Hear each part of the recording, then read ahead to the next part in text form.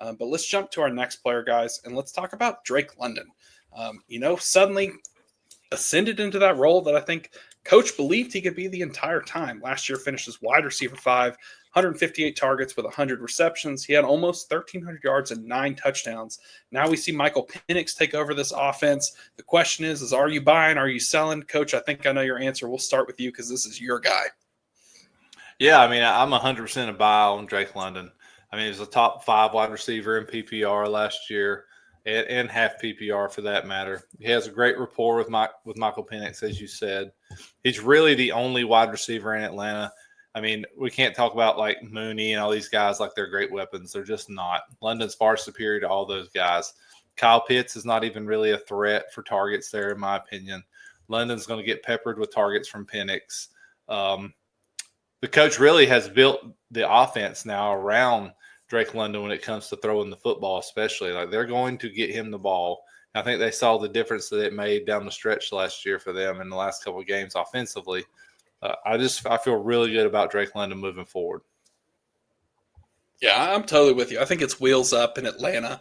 I mean, you see what Penix can do, and I really liked the relationship that I saw kind of build at the end of the season this past year.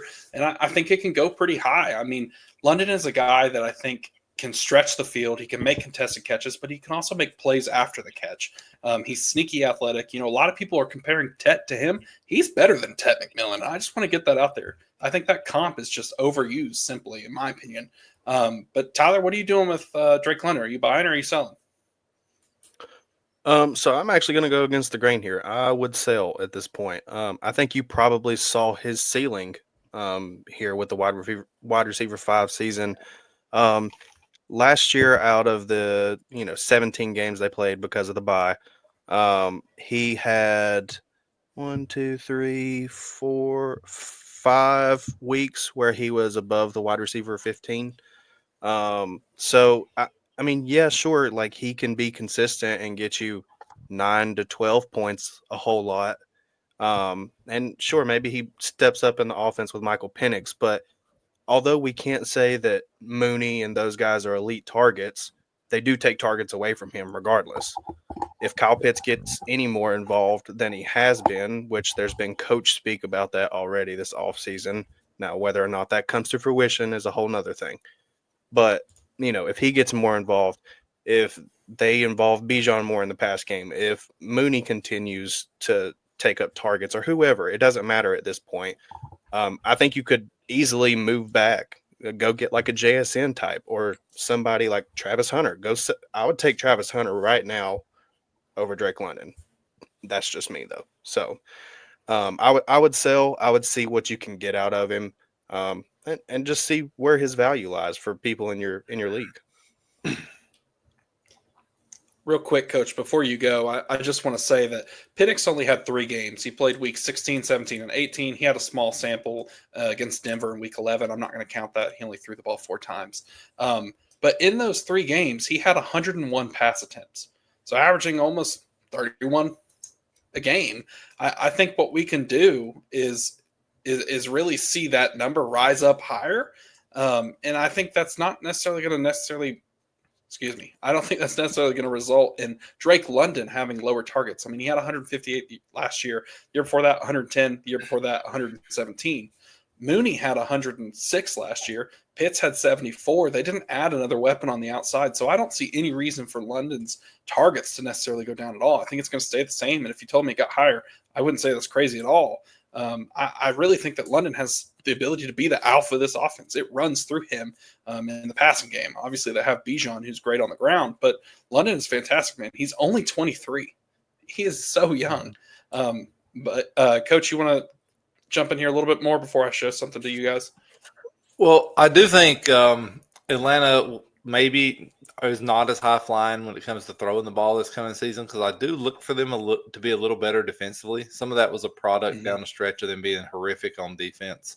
I do expect them to be a little bit better defensively, which I think is going to make their possessions even more important as it goes, which is going to lead to even more targets for their very best player when possessions mean a little bit more throughout the course of the game. So I just think Drake London's far and away their best wide receiver, and it's clear It's not even close, in my opinion. And that's why he's going to continue to get the ball over and over. Yeah. We got a couple questions in the chat. We will hit those in just a second. So Juan, bear with us. Pete, bear with us. But I do want to show you guys just one thing really quick. Let me get it pulled up here. Okay.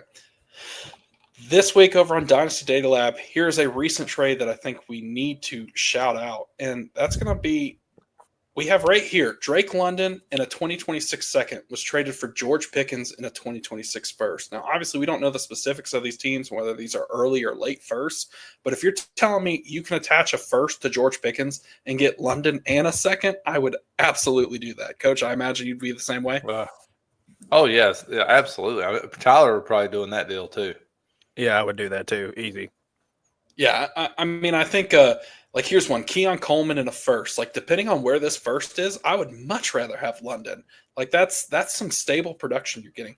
Here's another one, Shakir a second, another second, and a first in 2026. Like give me London. Like these are values right now, and I think there's a world where you should go check in on the manager and maybe see what they're thinking. Is the Pitts news really going to scare people off again? I think that's crazy, but if it's the case, then we should be buying, man.